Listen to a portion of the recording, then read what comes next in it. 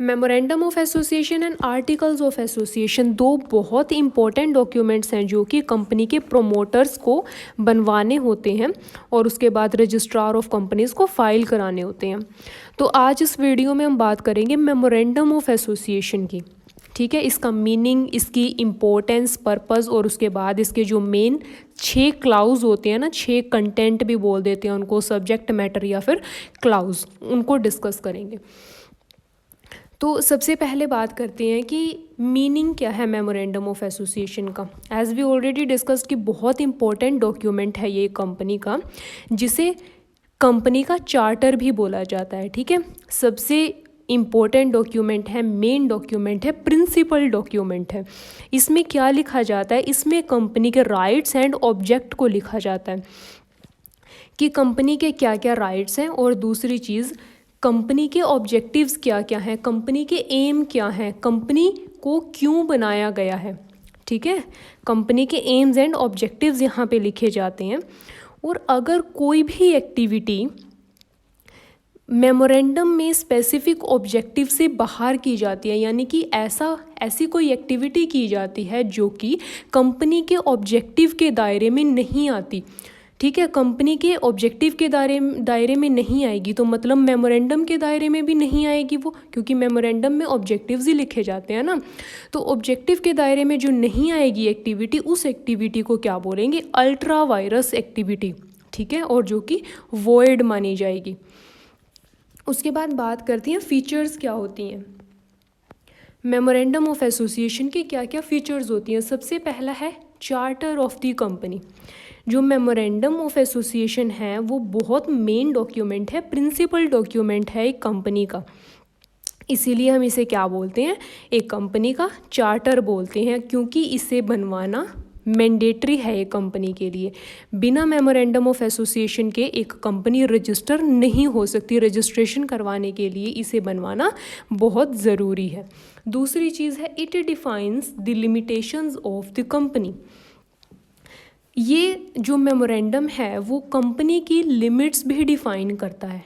Limits in the sense कि objective को define करता है। ठीक है, ऑब्जेक्टिव, उस ऑब्जेक्टिव को पूरा करने के लिए जो जो एक्टिविटीज़ की जाएंगी वही कंपनी कर सकती है। उन एक्टिविटी से बाहर कोई भी एक्टिविटी अगर कंपनी या कंपनी के डायरेक्टर्स करते हैं तो उसे क्या बोलते हैं, वो एक्टिविटीज़ अल्ट्रा वायरस कहलाएंगी। उसके बाद है can be altered with specific process. जो मेमोरेंडम ऑफ एसोसिएशन है इसे हम जनरली क्या बोलते हैं, अनऑल्टरेबल डॉक्यूमेंट। क्यों अनऑल्टरेबल डॉक्यूमेंट इसलिए बोलते हैं क्योंकि मेमोरेंडम को ऑल्टर कराना, चेंज कराना एक बड़ी मुश्किल प्रोसेस है। ठीक है, इसको ऑल्टर कराने के जो प्रोविज़न्स हैं वो बहुत ज़्यादा स्ट्रिक्ट हैं। ऑल्टर तो कर सकते हैं लेकिन बहुत स्ट्रिक्ट प्रोविज़न्स को फॉलो करने के बाद ही इसे ऑल्टर किया जा सकता है, इसे चेंज किया जा सकता है। नेक्स्ट है बियॉन्ड द स्कोप और deem to be ultra vires. देखिए इसमें क्या है, जो ऑब्जेक्टिव्स होते हैं एक कंपनी के, अगर ऑब्जेक्टिव के बाहर कोई भी एक्टिविटी कंपनी कर रही है या कंपनी के डायरेक्टर्स ही करते हैं ना, कंपनी के बिहाफ पे जो भी काम करते हैं, तो कंपनी के डायरेक्टर्स या मैनेजर्स अगर कुछ ऐसा काम करते हैं जो कि कंपनी के ऑब्जेक्टिव्स में इंक्लूड नहीं है, कोई ऐसी एक्टिविटी करते हैं जो कि ऑब्जेक्टिव्स को कंप्लीट करने के लिए नहीं है बल्कि किसी और पर्पस के लिए की जा रही है, तो उसे क्या बोलेंगे, अल्ट्रा वायरस बोलेंगे, जो कि कंपनी के स्कोप के बाहर है। नेक्स्ट है it is a public document. Public document इसलिए बोला जाता है क्योंकि मेमोरेंडम ऑफ एसोसिएशन एक ऐसा डॉक्यूमेंट है जो कि कंपनी को रजिस्टर कराना पड़ता है रजिस्ट्रार ऑफ कंपनीज़ के पास। ठीक है, रजिस्ट्रार के पास ये डॉक्यूमेंट्स होते हैं, और अगर किसी को भी ये डॉक्यूमेंट्स चेक करने हैं तो पब्लिक का कोई भी पर्सन जो है, जैसे गवर्नमेंट है, क्रेडिटर्स हैं, मेंबर्स हैं, शेयर होल्डर्स हैं, किसी को भी अगर ये डॉक्यूमेंट चेक करना है तो वो चेक कर सकता है, इसीलिए इसे पब्लिक डॉक्यूमेंट बोला गया। नेक्स्ट है it defines the companies relation with outside individuals. ठीक है। ये कंपनी की रिलेशनशिप को भी डिफाइन करता है कि बाहर वाले जो इंडिविजुअल्स हैं उनके साथ कंपनी का रिलेशन कैसा रहेगा, क्या रहेगा। फॉर एग्जांपल बाहर वाले इंडिविजुअल्स कौन हो सकते हैं, आउटसाइड इंडिविजुअल्स कौन से हो सकते हैं, फॉर एग्जांपल वही क्रेडिटर्स हैं, शेयर होल्डर्स हैं, ठीक है, या जो गवर्नमेंट है, या और भी जो ऑर्गेनाइजेशंस हो सकती हैं जो कि कंपनी के साथ क्या करती हैं, डीलिंग करती हैं। उसके बाद हम बात करेंगे importance and purpose of memorandum. Memorandum क्यों बनवाया जाता है, क्या इम्पोर्टेंस है मेमोरेंडम की। तो फर्स्ट है, it is a fundamental document, ठीक है। It is the basic and mandatory charter. ऐसी क्योंकि मेमोरेंडम बनवाना इसलिए ज़रूरी है, इसके बिना कंपनी रजिस्टर ही नहीं हो सकती, ठीक है। कंपनी का रजिस्ट्रेशन, कंपनी का इनकॉर्पोरेशन इस डॉक्यूमेंट के बिना हो ही नहीं सकता, इसलिए इसे एक फंडामेंटल डॉक्यूमेंट बोला गया है। चाहे कंपनी प्राइवेट है, चाहे कंपनी पब्लिक है, लेकिन उसको मेमोरेंडम ऑफ एसोसिएशन बनवाना मैंडेटरी है, कंपलसरी है, जिसके बिना रजिस्ट्रेशन नहीं हो पाएगा, इसलिए इसे बोला गया एक फंडामेंटल डॉक्यूमेंट। नेक्स्ट है, it is an unalterable document. हम पहले भी डिस्कस कर चुके हैं कि इसको ऑल्टर कराना, इसको चेंज कराना बहुत मुश्किल है, बहुत स्ट्रिक्ट प्रोविजंस हैं कंपनीज एक्ट में मेमोरेंडम को चेंज कराने के, ठीक है। एक प्रॉपर प्रोसेस, एक प्रॉपर मेथड आपको इसके लिए फॉलो करना पड़ेगा। इसीलिए जो प्रोमोटर्स जब मेमोरेंडम ऑफ एसोसिएशन को बनवा रहे हों तो बहुत ध्यान से इसमें प्रोविजंस को ऐड करना चाहिए, क्योंकि बाद में इसको चेंज करना बहुत मुश्किल हो जाता है, बहुत मुश्किल प्रोसेस को इसमें फॉलो करना पड़ता है। उसके बाद है, it defines the limitation of the companies operations. इसमें क्या है, लिमिटेशंस कैसे, मतलब जो लिमिट्स होती हैं कंपनी की, लिमिट्स क्या होती हैं, जो कंपनी का ऑब्जेक्टिव है उसे पूरा करने के लिए जो एक्टिविटीज़ हैं वही लिमिटेशंस हैं उसकी, कंपनी की, ठीक है। उन ऑब्जेक्टिव्स को पूरा करने के लिए जो एक्टिविटीज़ की जाएंगी वही कंपनी की लिमिट के अंदर आएंगी। अदरवाइज उसके बाहर कोई भी एक्टिविटी अगर डायरेक्टर्स, मेंबर्स, मैनेजर्स करते हैं तो वो क्या हो जाएगी, वो अल्ट्रा वायरस हो जाएगी। नेक्स्ट हमारे पास आ जाता है, it forms the basis of relationship between the company and outsiders, ठीक है। ये जो मेमोरेंडम ऑफ एसोसिएशन है इज़ एन इंडिकेटर और एक guideline of the companies activities to outsiders. ये क्या है, एक पब्लिक डॉक्यूमेंट है। जो भी कंपनी के साथ डील करना चाहते हैं वो कंपनी के मेमोरेंडम के प्रोविज़न्स को रीड कर सकते हैं, उसके बाद कंपनी के साथ वो डील कर सकते हैं। फॉर एग्ज़ाम्पल क्रेडिटर्स, गवर्नमेंट या और भी जो एसोसिएशंस होती हैं, ऑर्गेनाइजेशंस होती हैं, वो कंपनी के पहले मेमोरेंडम को रीड करें और उसके बाद कंपनी के साथ डील करें। उसके बाद आ जाते हैं हमारे पास कंटेंट, सब्जेक्ट मैटर या clauses of memorandum of association. बहुत इंपॉर्टेंट टॉपिक है ये आपके पेपर के पॉइंट ऑफ व्यू से। तो यहाँ पे हमारे पास टोटल 6 क्लाउजेज होते हैं। फर्स्ट है नेम क्लाउज, सेकंड है सिचुएशन और रजिस्टर्ड ऑफिस क्लाउज, थर्ड है ऑब्जेक्ट क्लाउज, फोर्थ है लाइबिलिटी क्लाउज, फिफ्थ है कैपिटल क्लाउज और सिक्स्थ है एसोसिएशन क्लाउज। सभी को एक एक करके डिस्कस करते हैं। सबसे पहले हमारे पास आ जाता है नेम क्लाउज, ठीक है। नेम क्लाउज जैसे कि नाम से ही पता चल रहा है कि कंपनी का जो नेम डिसाइड किया जाएगा उसको कुछ चीज़ें ध्यान में रख के फिर कंपनी का नेम जो है वो डिसाइड किया जाएगा कि कंपनी का नेम हमें क्या रखना है। तो फर्स्ट है, must not be undesirable in the opinion of the central government. यानी कि जो सेंट्रल गवर्नमेंट है, सेंट्रल गवर्नमेंट के ओपिनियन में वो नाम अनडिज़ायरेबल नहीं होना चाहिए, ऐसा आप नाम रखेंगे, ठीक है। तो इसमें क्या क्या कुछ प्रोविज़न्स हैं। पहली चीज़ तो ये कि कोई भी नाम अगर आप अपनी कंपनी का सुझा रहे हैं, रख रहे हैं, तो ऐसा नाम रखिए जो कि अलग हो, ठीक है। ऐसा नहीं है कि कोई एग्जिस्टिंग कंपनी ऑलरेडी है और उसी का नाम उठा के आप रख रहे हो, या ऐसा है मतलब बहुत कम आपने जो डिफरेंस किया है, सेम टू सेम कुछ सिमिलर सा नाम आपने रख दिया, कुछ आइडेंटिकल सा नाम आपने रख दिया किसी एग्जिस्टिंग कंपनी का। तो ऐसा नहीं होना चाहिए। इससे क्या होगी, इससे पब्लिक को कन्फ्यूज़न होगी, ठीक है। जो पब्लिक है वो आइडेंटिफाई नहीं कर पाएगी कि पहले वाली कौन सी कंपनी है, नई कौन सी कंपनी है। तो इस तरीके से ऐसा कोई नाम आप नहीं रखेंगे जो कि एग्जिस्टिंग कंपनी के सिमिलर या फिर आइडेंटिकल हो। नेक्स्ट हमारे पास आ जाता है, it must not be prohibited under emblems and names act 1950। ठीक है, ये जो एक्ट है इसके अंदर वो नाम प्रोहिबिटेड नहीं होना चाहिए जो नाम आप अपनी कंपनी का रखेंगे। It should not include the word cooperative in it. ठीक है, जो कंपनी है वो अपने नाम के पीछे कोऑपरेटिव नहीं लगाएगी। या एक और प्रोविज़न इसमें लिखा हुआ है कि कोई भी नॉन गवर्नमेंट कंपनी, ऐसी कंपनी जो कि गवर्नमेंट कंपनी नहीं है, वो अपने नाम के साथ नेशनल इंक्लूड नहीं करेगी। और इसके लिए क्या कर सकते हैं, जो प्रोमोटर्स हैं उनको क्या करना होता है, रजिस्ट्रार ऑफ कंपनीज़ को एक एप्लीकेशन लिखनी होती है कि हम अपनी कंपनी का ये नाम रखना चाहते हैं। जो भी नाम आपने चूज़ किया ना अपनी कंपनी के लिए, उसके लिए वो नाम आप उस एप्लीकेशन में लिख के रजिस्ट्रार ऑफ कंपनीज़ को वो एप्लीकेशन दे देंगे। और जो रजिस्ट्रार है वो आपको 14 दिन के अंदर अंदर, 14 डेज़ के अंदर अंदर इन्फॉर्म करेगा कि ये जो नाम है आपका वो अप्रूव हुआ है या नहीं हुआ। अगर वो नाम किसी एग्जिस्टिंग कंपनी के आइडेंटिकल नहीं है, या ये जो एक्ट है 1950 वाला इसमें अगर प्रोहिबिटेड नहीं है, तो जो रजिस्ट्रार है वो आपके कंपनी के नाम को 14 डेज़ के अंदर अंदर अप्रूवल दे देगा। अदरवाइज़ फिर वो उसको अप्रूवल नहीं देगा, फिर आपको कोई और नाम अपनी कंपनी के लिए ढूंढना पड़ेगा। नेक्स्ट है use of the word limited और प्राइवेट लिमिटेड।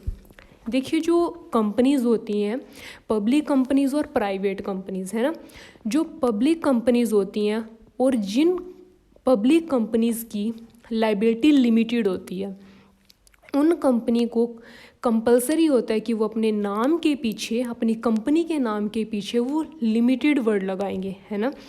और प्राइवेट लिमिटेड कौन लगाएंगी, ऐसी कंपनीज जो कि प्राइवेट कंपनीज़ हैं लेकिन उनके मेंबर्स की, उनके शेयर होल्डर्स की जो लायबिलिटी है वो क्या है, लिमिटेड है, उनको लगाना पड़ेगा प्राइवेट लिमिटेड।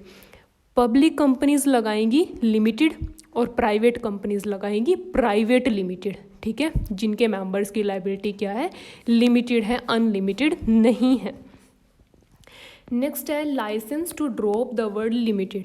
अब देखिए, किनको नहीं लगाना अपनी कंपनी के साथ जो लिमिटेड वर्ड है वो किनको नहीं लगाना। हालांकि इनकी लायबिलिटी लिमिटेड होगी, लेकिन किनको नहीं लगाना, ऐसी कंपनीज जो कि कंपनीज एक्ट 2013 के सेक्शन 8 में है डिफाइन। कौन कौन सी ऐसी कंपनीज हो सकती हैं, ऐसी कंपनीज जो कि ट्रेड को डेवलप करने के लिए, साइंस को डेवलप करने के लिए, टेक्नोलॉजी, आर्ट, कल्चर, रिलीजन, ठीक है, या फिर डोनेशंस देने के लिए, तो इन चीज़ों के लिए जो कंपनीज बनाई जाएंगी वो आएंगी कंपनीज एक्ट 2013 के सेक्शन 8 में। और जो सेक्शन 8 वाली कंपनीज हैं इन्हें अपने नाम के पीछे वर्ड, जो लिमिटेड वर्ड है वो लगाना कंपलसरी नहीं है। हालांकि इनकी जो लायबिलिटी है मेंबर्स की वो लिमिटेड ही होगी, लेकिन इनको अपने नाम के पीछे लिमिटेड लगाना ज़रूरी नहीं है, मैंडेटरी नहीं है। उसके बाद हमारे पास है presentation and publication of the name of the company. जो रजिस्टर्ड ऑफिस होता है ना कंपनी का, या जो कंपनी के लेटर्स होते हैं, ऑफिशियल डॉक्यूमेंट्स होते हैं, नेगोशिएबल इंस्ट्रूमेंट्स होते हैं, ठीक है, इनके ऊपर जो कंपनी का नाम है वो लिखना मैंडेटरी है, बिल्कुल कंपलसरी होता है। जो साइन बोर्ड होगा रजिस्टर्ड ऑफिस का, या बाकी जो ऑफिसेज हैं, बाकी जो प्लेसेस हैं जहाँ पे आपकी कंपनी के जो ब्रांचेस हैं वो खुली हुई हैं, उनके साइन बोर्ड के ऊपर आप क्या लिखेंगे, कंपनी का नाम लिखेंगे। और कंपनी के नाम जो है वो आपका इंग्लिश में भी हो सकता है, या फिर वहाँ की जो रीजनल लैंग्वेज है उसमें भी वो आप नाम लिख सकते हैं कंपनी का। और एक और इम्पॉर्टेंट चीज़ क्या है, जो 1 पर्सन कंपनी होती हैं, 1 पर्सन कंपनी जिसको OPC भी बोलते हैं, तो इन कंपनीज़ को अपने नाम के पीछे ब्रैकेट में OPC या फिर 1 पर्सन कंपनी मेंशन करना कंपलसरी होता है।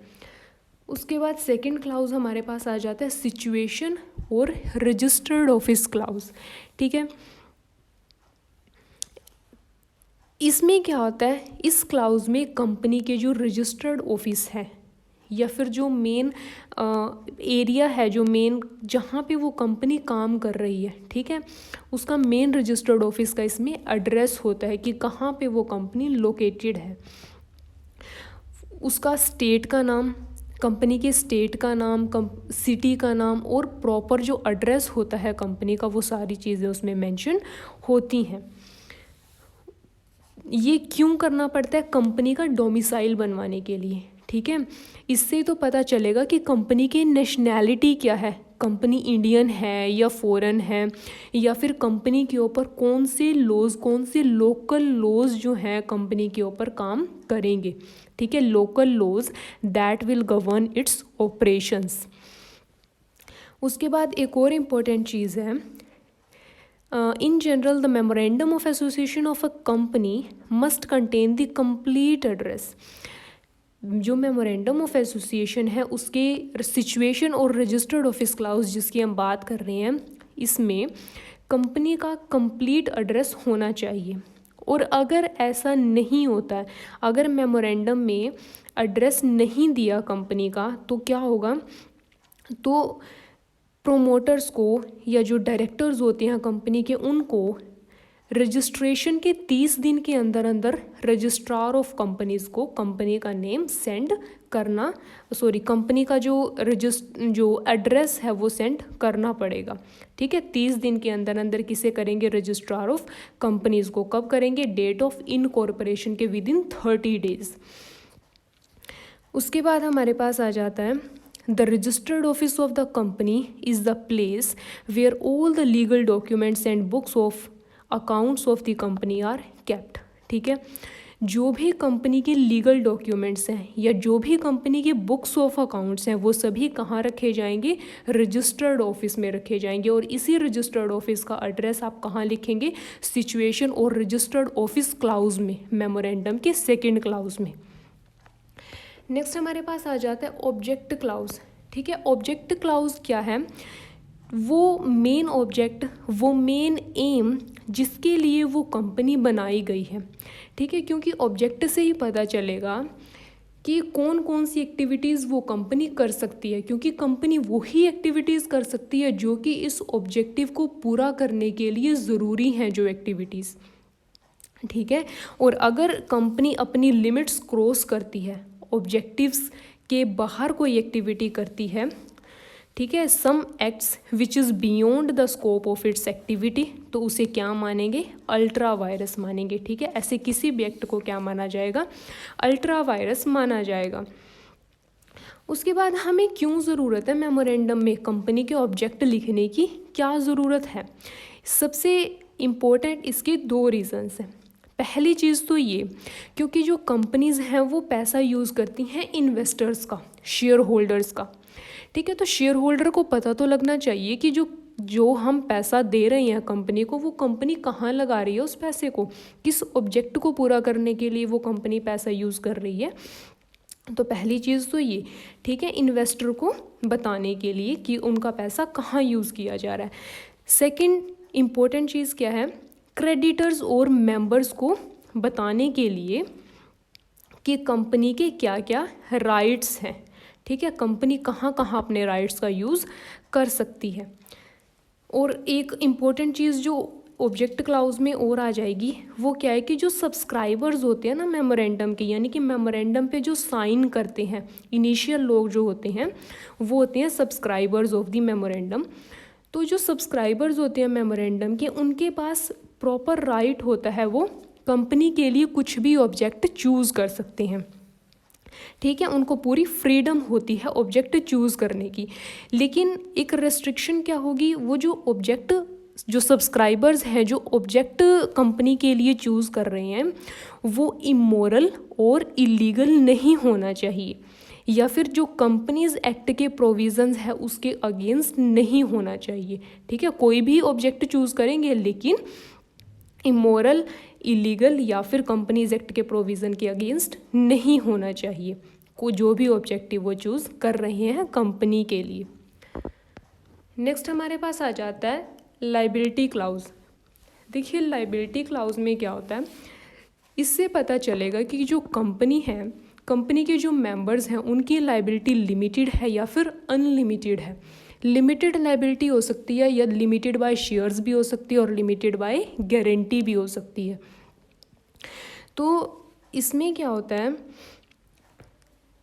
जो कंपनी की लाइबिलिटी है लिमिटेड कब मानी जाएगी कि जितनी उन्होंने गारंटी ली है, शेयर मेंबर्स ने जितनी गारंटी ली है या फिर जितने शेयर्स उन्होंने परचेज़ किए हैं, तो उसकी जो शेयर्स की फेस वैल्यू होगी सिर्फ उतने के लिए ही वो शेयर होल्डर लायबल है, उससे ज़्यादा के लिए वो शेयर होल्डर लायबल नहीं है। पर अनलिमिटेड लाइबिलिटी में क्या होता है, कंपनी के जो डेट्स होते हैं, कंपनी के जो ऋण होते हैं, उनके लिए जो शेयर होल्डर्स हैं उनकी जो पर्सनल प्रॉपर्टी है वो भी ली जा सकती है इन सम केसेस, ठीक है। अच्छा, कुछ केसेस ऐसे होते हैं जहाँ पे जनरली तो लाइबिलिटी लिमिटेड होती है मेंबर्स की, लेकिन वो ऑटोमेटिकली अनलिमिटेड लाइबिलिटी में कन्वर्ट हो जाएगी, ठीक है। कुछ ऐसे केसेस हैं, कौन कौन से केसेस हैं, if at any time the number of members of a company is reduced from, देखिए जो स्टैट्यूटरी लिमिट होती है एक कंपनी के लिए, मान लीजिए जो प्राइवेट कंपनी है उसके लिए कितने कम से कम मेंबर्स होने चाहिए, 2, और पब्लिक कंपनी को बनाने के लिए कम से कम 7 मेंबर्स होने चाहिए, ये चीज़ पता है आपको। तो अगर ये लिमिट कम हो जाती है, मान लीजिए प्राइवेट कंपनी में 2 मेंबर्स चाहिए, सिर्फ एक ही मेंबर रह जाता है, या फिर पब्लिक कंपनी को बनाने के लिए कम से कम 7 मेंबर चाहिए, उनमें से 6, 5, 4, 2 कम हो जाते हैं 7 से, और ये 6 महीने तक लगातार यही चीज़ चल रही है, ठीक है। ऐसे ही कंपनी 6 महीने तक लगातार चल रही है कम नंबर ऑफ मेंबर्स के साथ, तो इस केस में क्या होगा, जिन जिन लोगों को इस बारे में पता होगा, ठीक है, कि ये जो कंपनी है वो स्टैट्यूटरी लिमिट से यहाँ पे मेंबर जो है वो कम है, तो वो सभी के सभी जो लोग हैं वो कंपनी के डेट्स के लिए लायबल होंगे और उनकी जो लायबिलिटी है वो अनलिमिटेड हो जाएगी इस केस में। नेक्स्ट हमारे पास और क्या केस है जब लायबिलिटी लिमिटेड से अनलिमिटेड हो जाती है। In a limited company the liability of the directors or of any director or manager may if so provided by the memorandum be unlimited. अगर ऐसा कुछ मेमोरेंडम में ही लिखा गया है कि पर्टिकुलर कोई डायरेक्टर है या कोई पर्टिकुलर मैनेजर है जिसकी लायबिलिटी अनलिमिटेड मानी जाएगी, ठीक है, तो उसकी भी लायबिलिटी अनलिमिटेड ही हो जाएगी। या फिर कुछ आर्टिकल्स ऑफ एसोसिएशन में लिखा गया है या फिर कोई स्पेशल रेजोल्यूशन पास किया गया है मेमोरेंडम को चेंज करने के लिए, ठीक है। मेमोरेंडम चेंज करा किसके कारण, ताकि किसी की लायबिलिटी, किसी डायरेक्टर की, किसी मेंबर की जो लायबिलिटी है उसको लिमिटेड से अनलिमिटेड में कन्वर्ट किया गया, ठीक है। कैसे कैसे किया, आर्टिकल्स ऑफ एसोसिएशन में चेंज किया, स्पेशल रेजोल्यूशन पास किया, ऐसे करके उनमें चेंज किया गया और जो लायबिलिटी है वो लिमिटेड से अनलिमिटेड कर दी गई। या फिर अगर बाद में पता चला कि जो कंपनी है वो क्रेडिटर्स को फ्रॉड करने के लिए, क्रेडिटर्स के साथ फ्रॉड करने के लिए वो कंपनी बनाई गई थी, ठीक है, तो जो ये फ्रॉड करने में जो जो लोग इंक्लूड होंगे ना, उन लोगों की जो लायबिलिटी है वो लिमिटेड से क्या हो जाएगी, अनलिमिटेड लायबिलिटी हो जाएगी। कौन कौन से केसेस थे, दोबारा देख लेते हैं। जहाँ पे जो लाइबिलिटी है वो लिमिटेड से अनलिमिटेड हो जाती है। पहली चीज़ तो जहाँ पे number of members statutory limit से कम हो जाते हैं, प्राइवेट में 2 से कम और पब्लिक में 7 से कम। दूसरी चीज़ है मेमोरेंडम में किसी पर्टिकुलर डायरेक्टर या मैनेजर की जो लाइबिलिटी है वो लिखी गई है कि इनकी जो लाइबिलिटी है वो अनलिमिटेड होगी। तीसरी चीज़ आर्टिकल्स ऑफ एसोसिएशन या मेमोरेंडम ऑफ एसोसिएशन में चेंज किया जाता है स्पेशल रेजोल्यूशन से किसी की लाइबिलिटी को लिमिटेड से अनलिमिटेड करने के लिए। चौथी सिचुएशन हो जाती है कि जब क्रेडिटर्स के साथ फ्रॉड करने के लिए कंपनी बनाई जाती है, तो उसमें क्या होगा, इन चारों केसेस में जो लाइबिलिटी है वो लिमिटेड से अनलिमिटेड हो जाएगी। नेक्स्ट हमारे पास 5th क्लाउज है कैपिटल क्लाउज। देखिए जो कैपिटल होती है कंपनी की वो डिवाइड हो सकती है 2 पार्ट्स में। पहला होता है इक्विटी शेयर कैपिटल, सेकंड होता है preference share capital. Equity share Capitals जो वाले शेयर होल्डर्स होते हैं उनके पास जो राइट्स होते हैं वो बाद में आते हैं। पहले प्रेफरेंस शेयर कैपिटल जो शेयर होल्डर्स के पास, जिनके पास प्रेफरेंस शेयर्स हैं, उनके जो राइट्स हैं in case of winding up उनके पहले आते हैं, ठीक है। उन्हीं की पहले जो कैपिटल है वो पे की जाती है, तो प्रेफरेंस मिलती है प्रेफरेंस शेयर कैपिटल वालों को। इक्विटी वाले जो है मेन ओनर माने जाते हैं, उन्हीं को ज़्यादा वोटिंग राइट्स मिलते हैं, ये इक्विटी वाले होते हैं, ठीक है। और जो कंपनी होती है ना, कंपनी मैक्सिमम कितनी अपनी जो कैपिटल है उसको इशू कर सकती है पूरी लाइफ में, ठीक है। जो कंपनी की ऑथोराइज्ड कैपिटल जिसको बोलती हैं, या फिर कंपनी की रजिस्टर्ड कैपिटल, ऐसी कैपिटल जिसके साथ कंपनी रजिस्टर की गई है। जो नॉमिनल कैपिटल है, जितनी टोटल क्लाउज में कैपिटल क्लाउज में लिखी जाएगी ना, उससे ज़्यादा कंपनी उसको अपने पूरे लाइफ टाइम में उससे ज़्यादा कंपनी जो है कैपिटल को सब्सक्राइब नहीं कर सकती, ठीक है। अगर ऐसा करना चाहती है कंपनी तो क्या करेगी, उसको कुछ स्पेशल लीगल फॉर्मेलिटीज़ पूरी करनी पड़ेगी, अपने कैपिटल क्लाउज को चेंज करना पड़ेगा। उसके बाद क्या होगा, उनकी जो नॉमिनल कैपिटल है, रजिस्टर्ड कैपिटल है, उसको वो उसकी लिमिट को बढ़ाना पड़ेगा, उसके बाद वो ऐसा कर सकती हैं। नेक्स्ट हमारे पास होता है 6th एसोसिएशन क्लाउज, जिसे सब्सक्रिप्शन क्लाउज भी बोला जाता है। इसमें क्या होता है, साइन होते हैं लोगों के, ठीक है, लोगों के, किनके, सब्सक्राइबर्स के, जो कंपनी के सब्सक्राइबर्स होते हैं ना, उनके साइन होते हैं मेमोरेंडम ऑफ एसोसिएशन पे। और एक जो सब्सक्राइबर साइन करेगा, जब भी वो मेमोरेंडम पे साइन करेगा, कब करेगा, एक विटनेस के सामने करेगा, ठीक है।